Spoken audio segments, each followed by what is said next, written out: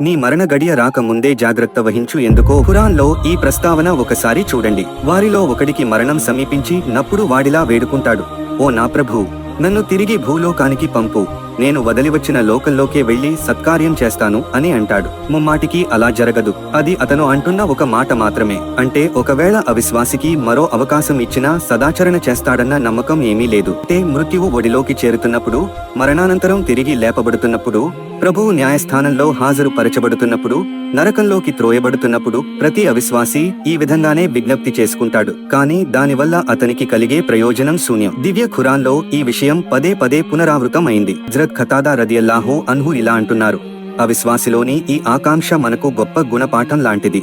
అవిశ్వాసి ఈ ప్రపంచంలోకి రావడానికి తన భార్య పిల్లల వద్దకో, తన బంధువులు వారి వద్దకో పోవటానికి కాదు, సత్కార్యాలు చేసేందుకే అతను తిరిగి రావాలనుకుంటాడు. కానీ అతని కోరిక తీర్చబడదు. అందుకే దొరికిన జీవిత క్షణాలను మహాభాగ్యంగా భావించి వీలైనంత అధికంగా సదాచరణ చేసుకోండి. రేపు తీర్పు దినాన ఈ విధంగా కోరే అగత్యం ఏర్పడకుండా జాగ్రత్త పడండి. Allahu Akbar.